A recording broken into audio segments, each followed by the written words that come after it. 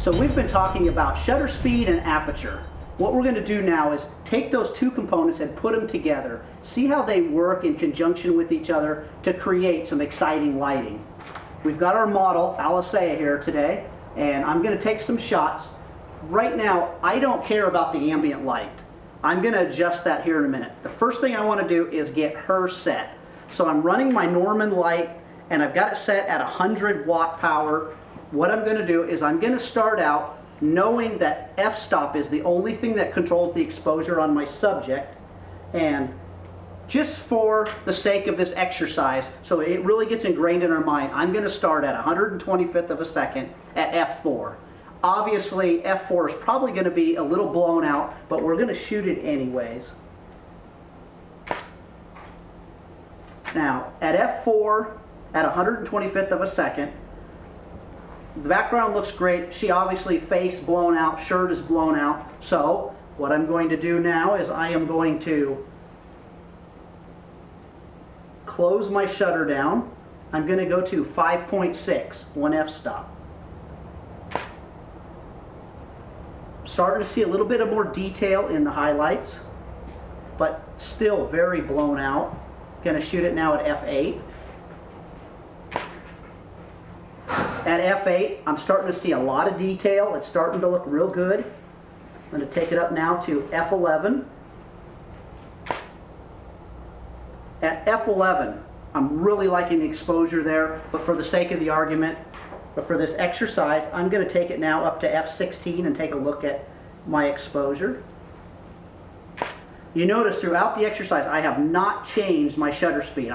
It's remained at 125th of a second. You can see as I'm closing my lens down, it is getting darker, but I don't care. At f16, one of the problems, I like the exposure on the highlight side, but I'm losing detail now in the shadow. So what I determined is f11 is where I want it to be. So now, at f11, my background is way too dark at 125th of a second. So I lock in my f-stop. Not going to change that. I'm going to start moving my shutter speed. If you want to brighten the background up, then you need to slow the shutter speed down. If you want to darken it, then you're going to speed it up. Remember, we've been talking about sync speeds. You cannot go over the sync speed of your camera. In my particular camera, I cannot shoot it faster than a 250th of a second, or I start seeing that black bar off to the side. So I am going to shoot her at a 60th of a second, remaining at f11. I'm starting now to see some of the tools in the background coming in. I'm going to slow it down to now a 30th of a second. A little bit more. We're starting to gain some depth into the photo, just not at all what I'm looking for. A 15th of a second. Obviously, this is now where the tripod comes in. I really like the feel we're getting now. We're starting to see a lot more of that background.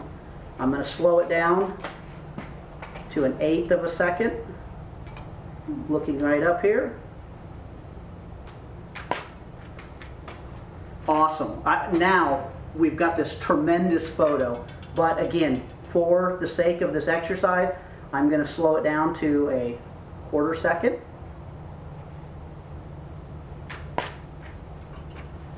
You can start seeing at a 1/4 of a second. Now all of a sudden we're getting a little bit too bright. Our lights in the background are getting a little bit too hot. I'm going to slow it all the way down to a 1 second exposure. I'll say I want you just to stay real still. This is going to be a long exposure. Good. Boy, at this point now you can start seeing how that ambient light starts to creep in. Notice though, throughout all of those exposures, I left it at f11. The exposure on her never changes. The only thing that's changing is the ambient light.